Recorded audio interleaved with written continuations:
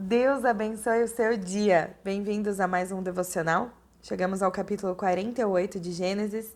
Você que está me ouvindo pelas plataformas de podcast, seja bem-vindo. Não deixe de escrever aqui o seu comentário de como Deus falou com você. E você que está me vendo pelo YouTube, seja bem-vindo a esse canal. Se inscreve, compartilha com a sua família, com seus amigos, uma palavra de Deus dessa manhã. Vamos ao estudo de hoje, capítulo 48 de Gênesis. A palavra de Deus diz assim: Passadas essas coisas, disseram a José: Seu pai está doente. Então José tomou consigo seus 2 filhos, Manassés e Efraim, e avisaram a Jacó: Eis que seu filho José vem visitá-lo.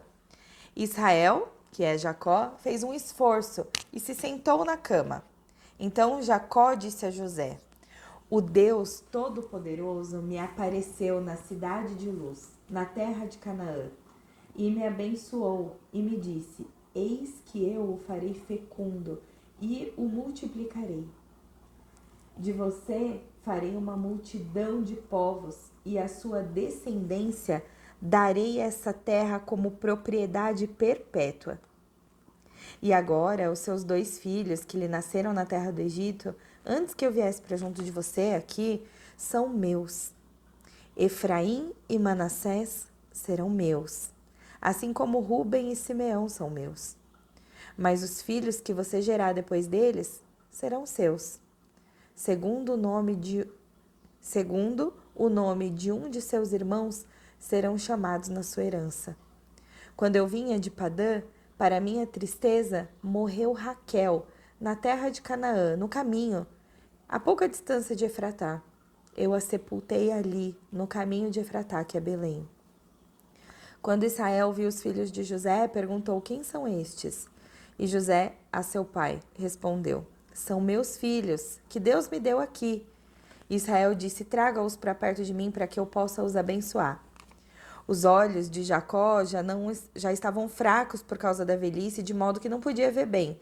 Por isso José levou os filhos para perto dele, e ele os beijou e os abraçou. Então Israel disse a José: Eu não esperava ver o seu rosto outra vez. E eis que Deus me permitiu ver também o dos seus filhos. E José, atirando-se entre os joelhos do seu pai, se prostrou com o rosto em terra diante dele. Depois José pegou seus 2 filhos e os colocou diante do pai. Pegou Efraim com a mão direita, para que ficasse à esquerda de Israel, e Manassés com a mão esquerda, para que ficasse à direita de Israel. Mas Israel estendeu a mão direita e pôs sobre Efraim, e ao mais novo a mão esquerda sobre a cabeça de Manassés, cruzando assim as mãos, mesmo sendo Manassés o primogênito. Israel abençoou José, dizendo: Deus, em cuja presença andaram meus pais Abraão e Isaque, o Deus que tem sido meu pastor durante a minha vida até esse dia, o anjo que tem me livrado do mal, abençoe esses meninos. Que por meio deles seja lembrado o meu nome e o nome dos meus pais Abraão e Isaque, que cresçam e se tornem multidão sobre a terra. José viu que seu pai havia posto a mão direita sobre a cabeça de Efraim, e isso não lhe agradou, e pegou a mão do seu pai para mudar de cabeça, de Efraim para Manassés. E José disse ao pai: Não assim, meu pai, pois o primogênito é esse. Põe a mão direita sobre a cabeça dele. Mas seu pai recusou e disse: Eu sei, meu filho, eu sei. Ele também será um povo e também será grande, mas o seu irmão menor será maior do que ele. E a sua descendência será uma multidão de nações. Assim o abençoou naquele dia, declarando: Por vocês, Israel, abençoará, dizendo: Deus faça com você como fez com Efraim e com Manassés. E assim Israel pôs Efraim antes de Manassés. E depois Israel disse a José: Eis que estou morrendo, mas Deus estará com você e os fará voltar à terra de seus pais. Dou a você uma parte a mais que os seus irmãos, um declive montanhoso, o qual tomei das mãos dos amorreus, com a minha espada e com meu arco. Amém. Amém? Que Deus possa falar com você nesta manhã, que Deus possa ministrar no seu coração aquilo que vem da parte dele, aquilo que precisamos enxergar, aquilo que precisamos aprender. Amém. Queridos, um parênteses para a morte de Raquel aqui. Quando Jacó fala, né, que estava indo para a terra, ele vinha de Padã e para a tristeza dele morreu Raquel e ela foi sepultada no caminho. Só que o final do capítulo anterior de ontem, ele pede, olha, José, eu já tô morrendo, já tô velho. Quando eu morrer, por favor, me leve à minha terra e me coloque na mesma sepultura dos meus pais. Sabe quem estava enterrado lá? Lia. Lia, aqui anteriormente tinha sido desprezada. Lia foi desprezada pelo marido, porque ele amava Raquel. Mas Lia gerou Judá, que gerou toda a nação, que a gente vai ver até a linhagem de Jesus. Mesmo que você tenha sido desprezada em algum momento, Deus nunca te despreza.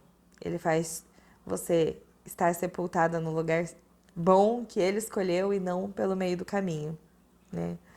Então, hoje foi o fechamento para mim da história de Lia e Raquel, que mesmo quando a gente não entenda, aos olhos humanos, a gente pode estar sendo desprezada, preterida, abandonada, mas para Deus a gente é preferida, princesa, né? Agora vamos à história de Jacó. Jacó então fica doente, começa a envelhecer, né? Vê que o fim da vida está chegando e ele quer abençoar José e os filhos de José, Efraim e Manassés. E aí ele pede para que eles venham, eles se prostram ali, aquele tom de despedida, né? É difícil não se emocionar nessa hora, porque eu não sei você, mas eu já perdi alguém da minha família que eu amava muito, que já foi morar com Jesus. E esse momento que você sabe que está acabando, né? Aqui na terra, que a gente vai se encontrar só lá no céu, dói, né? Dá uma saudade antecipada. Eu imagino as lágrimas ali de José, vendo seu paizinho próximo à morte. E aí, quando Jacó vai abençoar os filhos de José, ao invés dele abençoar Manassés primeiro, porque era o primogênito, ele inverte as mãos e abençoa primeiro Efraim, que é o mais novo. Engraçado como veio isso, né? Não é a primeira vez que a gente vê isso na história, de um roubando a primogenitura do outro e tudo mais, mas aqui Jacó sabia que precisava abençoar Efraim, o mais novo. Essa bênção patriarcal, né, que demonstrava fidelidade às promessas de Deus, elas normalmente tinham uma ordem, mas aqui Jacó estava obedecendo a voz de Deus. Era Deus que queria que abençoasse primeiro Efraim. E José imediatamente não gosta, né? Ele fala, olha, você está trocando a primogenitura aqui, não é para você fazer isso. Só que ele fala, eu sei, meu filho, mas ele também será um povo, ele também será abençoado, e o irmão menor será maior do que o outro. E José aceita. E assim ficou. E aí Jacó termina, né? Deus estará com vocês e os fará voltar à terra dos seus pais. Ai, que promessa, que bênção, né? Como é bom um patriarca abençoar os seus filhos, os seus netos.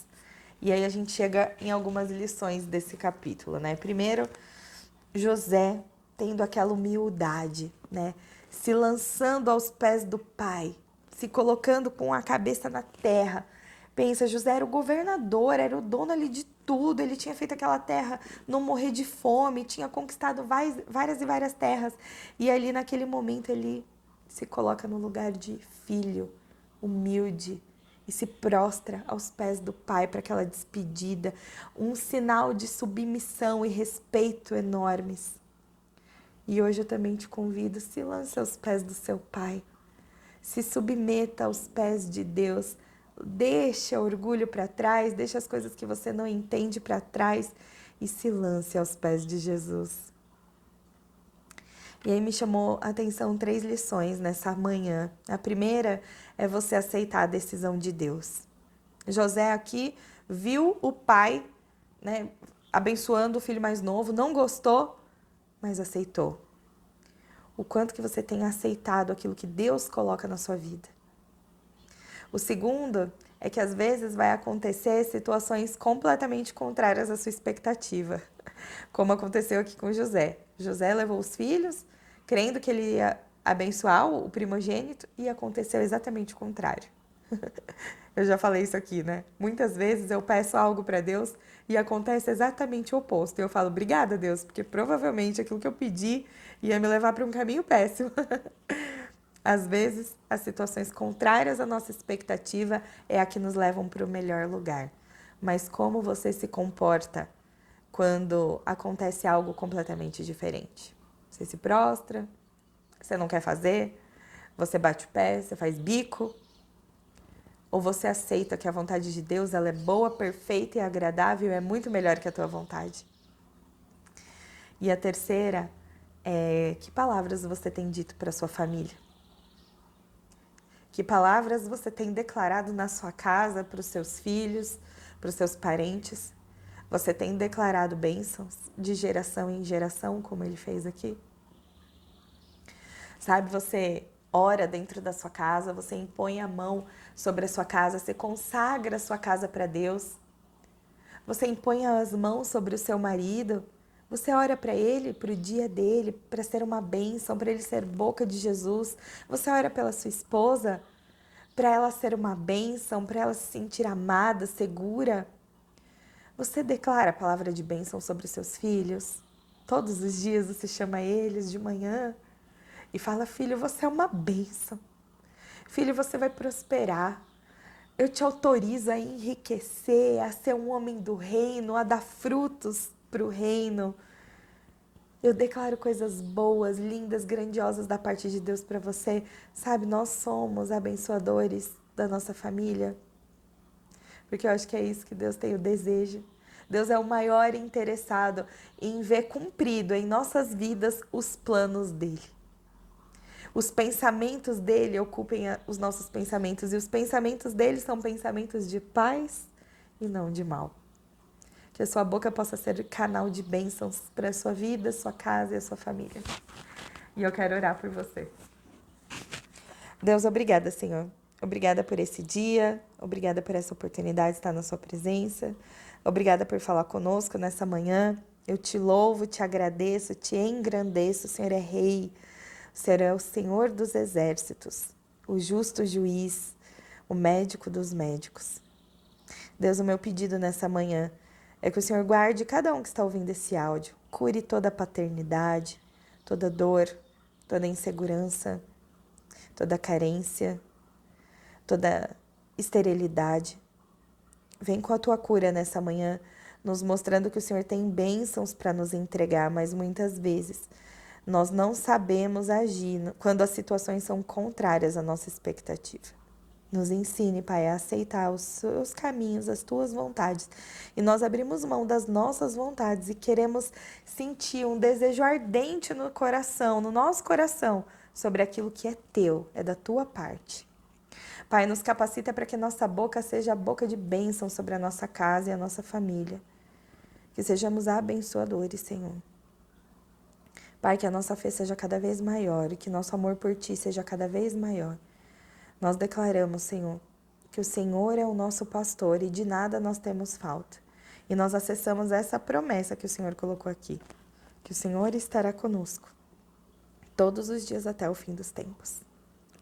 Pai, alarga as nossas fronteiras, que a Tua mão caia sobre nós, nos livre do mal e nos abençoe. Amém.